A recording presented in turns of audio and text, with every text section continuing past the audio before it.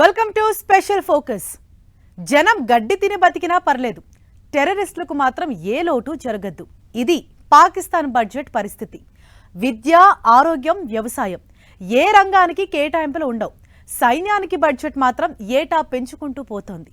సైన్యంతో పాటు ఉగ్రవాదులకు ఫండింగ్ చేస్తూ జనాలను గాలి కొదిలేస్తోంది. ఆ ఉగ్రవాదులతో దాడులు చేయించి రాజకీయం చేస్తూ అక్కడి జనాల బతుకులను పాతాళంలోకి తోసేస్తోంది. టీకి కూడా ఠికాణా లేదు. అప్పు పుడితే కాని రోజు గడవదు.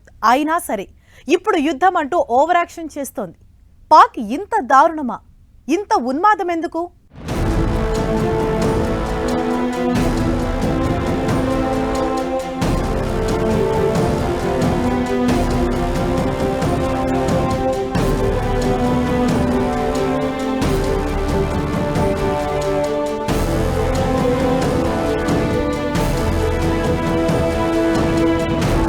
అభివృద్ధి లేదు, జరిగే మంచి అస్సలే లేదు.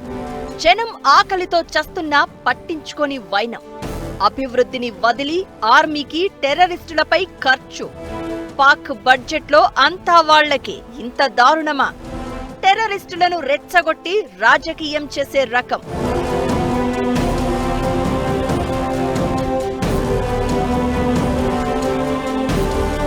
దాదాపు అడుక్కు తినే పొజిషన్ పాకిస్తాన్ది. అప్పులు పుడితే తప్ప రోజు గడవదు అన్నట్లు తయారైంది. ఇలాంటి పరిస్థితుల్లో ఆదాయాన్ని పుట్టించే మార్గాలు వెతకాలి. కానీ పాక్ అలా కాదు. ప్రపంచమంతా తిరిగి వాళ్ల దగ్గర వీళ్ల దగ్గర చేతులు చాచి అప్పులు తెచ్చి జనాలను ఏమాత్రం పట్టించుకోకుండా తిరిగి ఉన్మాదం మీద ఖర్చు చేసే రకం. పాకిస్తాన్ ఆర్థిక వ్యవస్థ దాదాపు పతనావస్థలో ఉంది. పెరిగిన ధరలు, ఆకాశాన్ని అంటుతున్న ధరలతో జనాలు గగ్గోలు పెడుతున్నారు. ఇలాంటి సమయంలో అభివృద్ధి మీద ఫోకస్ చేయాల్సింది పోయి డిఫెన్స్ బడ్జెట్ పెంచేస్తూ దరిద్రపు పనులన్నీ చేస్తున్నారు పాక్ పాలకులు. నిజంగా సైన్యానికే ఆ ఖర్చు పెడుతున్నారా అంటే ఆ పేరు చెప్పుకుని ఉగ్రవాదాన్ని పెంచి పోషిస్తున్నారు. పన్నులు కట్టిన జనాలను పట్టించుకోకుండా ఆర్మీ పెద్దల జేబులు నింపుతోంది. ఉగ్రవాదాన్ని పెంచి పోషిస్తూ ప్రపంచానికి సవాల్ విసురుతోంది. 1947లో రెండుగా విడిపోయినప్పటి నుంచి భారత్ అంటే రగిలిపోయే పాక్ శక్తి లేకపోయినా జనాలను పస్తులు పెట్టి మరీ డిఫెన్స్ బడ్జెట్ పెంచుకుంటూ పోతోంది. అయినా సరే అసలు పాకిస్తాన్ మనకు పోటీనే కాదు. మన రక్షణ రంగం బడ్జెట్ అంత కాదు, పాకిస్తాన్ మొత్తం బడ్జెట్. డిఫెన్స్ మీద మోదీ సర్కార్ 6.5 లక్షల కోట్లకు పైగా ఖర్చు చేస్తుంటే పాకిస్తాన్ కేటాయించింది 86,000 కోట్లు మాత్రమే. ఆదాయం దాదాపు నిల్. అప్పులు తీసుకొచ్చి మరీ దేశాన్ని నెట్టుకొస్తున్న పరిస్థితి. అలాంటిది అభివృద్ధి మీద, జనాల కష్టాల మీద ఫోకస్ పెట్టకుండా డిఫెన్స్ కేటాయింపుల పేరుతో ఉగ్రవాదం మీద ఖర్చు చేస్తూ పాక్ దరిద్రపు వేషాలు వేస్తోంది. భారత్ మీద 1000 ఏళ్ల పాటు యుద్ధం చేస్తామంటూ గతంలో సిగ్గు లేకుండా ప్రకటించిన పాకిస్తాన్ మన దేశం మీదకు ఉగ్రవాదాన్ని ఎగదొయ్యడంలోనే పైశాచిక ఆనందం పొందుతోంది. దానికోసం తన మొత్తం సమయాన్ని, దేశ వనరులను, ఆర్థిక వ్యవస్థను కూడా పణంగా పెట్టింది. 2024-25 బడ్జెట్లో రక్షణ రంగానికి 15% కేటాయింపులు పెంచింది పాక్. డిఫెన్స్ కు 2.1 లక్షల కోట్లు ఖర్చు చేయనున్నట్లు ప్రకటించింది. నిజంగా ఇందులో ప్రతి పైసా ఆర్మీకి మాత్రమే ఖర్చు చేస్తుందా అంటే ఉగ్రవాదాన్ని పాలు పోసి పెంచుతున్న పరిస్థితి. జనాల కడుపు మార్చి తీవ్రవాద సంస్థల పొట్టనింపుతోంది. భారత్ మీద 80 ఏళ్లుగా ద్వేషంతో రగిలిపోతూ ఆ దేశానికి మిగిల్చింది ఆకలి, అశాంతి, పేదరికం మాత్రమే. అభివృద్ధి అడ్రస్ కూడా కనిపించదు పాకిస్తాన్లో. అప్పుల కుప్పగా మారిపోయి రోజురోజుకు పరిస్థితి దారుణంగా తయారవుతున్న పరిస్థితి. దీంతో కడుపులు మండి సొంత పాలకుల మీద పాకిస్తాన్ జనాలు ఎదురు తిరుగుతున్న పరిస్థితి. ఆ దేశంలో కనిపిస్తున్న అంతర్యుద్ధాలకు కారణాలు ఇవే. తమకు అందించాల్సిన కనీస అవసరాలను గాలికి వదిలేసి ఆర్మీకి మాత్రం ఈ రేంజ్ కేటాయింపులు చేయడంపై అక్కడి జనాల్లో తిరుగుబాటు కనిపిస్తోంది. బలూచిస్తాన్ వివాదానికి ఒక రకంగా కారణం అదే. పాకిస్తాన్లో ప్రభుత్వం ఉన్నా ఆ దేశాన్ని ఏలేది, ఏకంగా ఉంచేది ఆర్మీని.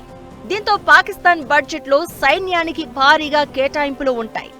అభివృద్ధి రంగాలైన విద్య, ఉద్యోగం, మౌలిక సదుపాయాలకు పాకిస్తాన్ సర్కారు నిధులను పరిమితం చేస్తుంది. అప్పుల్లో మునిగిపోయి కూడా అభివృద్ధి చెందుతున్న దేశాలకు మించి రక్షణ రంగంపై పాకిస్తాన్ ఖర్చు చేస్తోంది.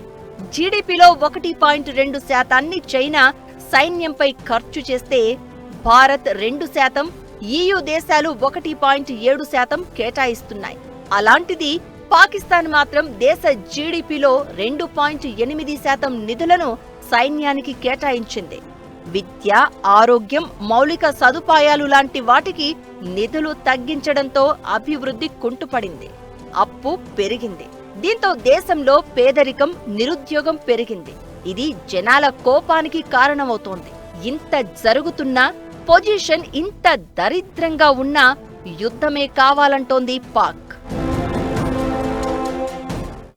ఒక చిన్న దేశం, ఆర్థికంగా చిన్న దేశం, $370 బిలియన్ ఉన్న జీడిపి ఉన్న దేశం ఇంత పెద్ద ఎత్తున డిఫెన్స్ స్పెండింగ్ చేస్తోంది.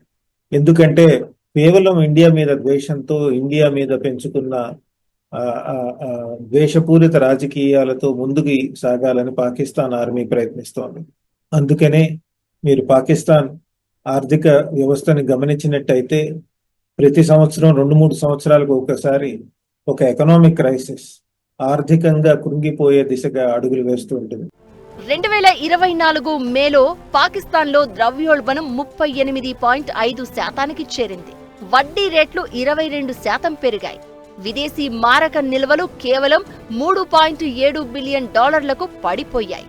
ఉగ్రవాదానికి నిధులు సమకూరుస్తోందన్న ఆరోపణలతో దాదాపు 5 ఏళ్ల పాటు financial action task force grey లిస్ట్లో ఉంచింది.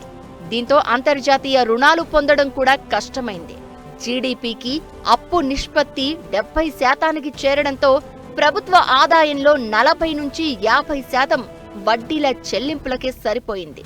దివాలా అంచున ఉన్న పాకిస్తాన్ను అంతర్జాతీయ ద్రవ్యనిధి సంస్థ అందించిన $3 బిలియన్ స్వల్పకాలిక ఆర్థిక ప్యాకేజీ గట్టెక్కించింది. చిరకాల మిత్రదేశాలైన సౌదీ అరేబియా, UAE, చైనాలు బిలియన్ల డాలర్ల రుణాలను పునరుద్ధరించడం కొంత ఊరటనిచ్చింది. ఆర్థిక సంక్షోభం నుంచి బయటపడాలంటే పాకిస్తాన్ అనేక సంస్కరణలను అమలు చేయాల్సి ఉంది. ఇలాంటి ఆర్థిక పరిస్థితుల్లో పూర్తిగా అప్పులపై ఆధారపడి IMF నిర్దేశించిన సంస్కరణలను అమలు చేయడానికి ఇబ్బంది పడుతున్న పాకిస్తాన్ భారత్తో సైనిక ఘర్షణకు దిగడం తన చావు తాను రాసుకోవడమే.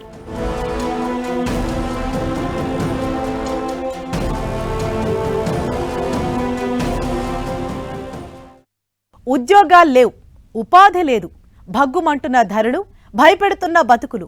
పాకిస్తాన్లో కనిపిస్తున్న పరిస్థితులు ఇవి. జనం ఇంతలా అవస్థలు పడుతున్నా వాటిని పట్టించుకోకుండా సైన్యానికి మాత్రం భారీగా కేటాయింపులు జరుపుతోంది. ఉగ్రవాదాన్ని పెంచి పోషిస్తోంది. ఏ రంగానికి నిధుల లోటు వచ్చినా ఆర్మీకి మాత్రం రూపాయి కూడా తక్కువ కాకుండా చూసుకుంటోంది పాక్ సర్కార్. జనం డబ్బు జనాలకు ఖర్చు చేసేందుకు ఇన్ని వేషాల? పాక్కు ఇంత దరిద్రపు బుద్ధి ఎందుకు?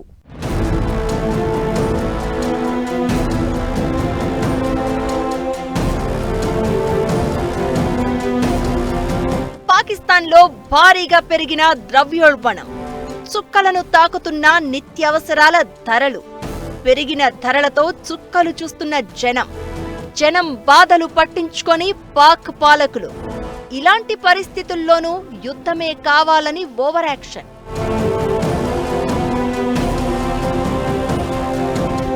పాకిస్తాన్లో ద్రవ్యోల్బణ సంక్షోభం 2025లో ఆర్థిక వ్యవస్థను కుదేలు చేస్తోంది. అవసర వస్తువుల ధరలు రికార్డు స్థాయిలో ఉండడంతో సామాన్య జనాల జీవనం కష్టతరమైంది. ఆహారం, ఇంధనం, విద్యుత్ ధరలు ఆకాశాన్ని తాకుతున్నాయి. ఈ ద్రవ్యోల్బణం పాకిస్తాన్ ఆర్థిక స్థిరత్వంపై తీవ్ర ప్రభావం చూపుతోంది. పాకిస్తాన్లో ఆహార వస్తువుల ధరలు గత ఏడాదితో కంపేర్ చేస్తే భారీగా పెరిగాయి. విద్యుత్ టారిఫ్లు 110%, గ్యాస్ ధరలు 840% వరకు పెరిగాయి. ద్రవ్యోల్బణ సంక్షోభం పాకిస్తానీల జీవనాన్ని దిగజార్చింది. వీటన్నింటికీ కారణం అభివృద్ధికి కారణమైన రంగాలకు సరైన కేటాయింపులు లేకపోవడం. విద్య, ఆరోగ్యం, మౌలిక సదుపాయాలపై కేటాయింపులను పాక్ సర్కార్ పరిమితం చేసింది. ఇది పేదరికాన్ని పెంచుతోంది. పాకిస్తాన్ దాదాపు IMF దగ్గర దాదాపు 25 సార్లు లోన్ తీసుకోవడం జరుగుతోంది.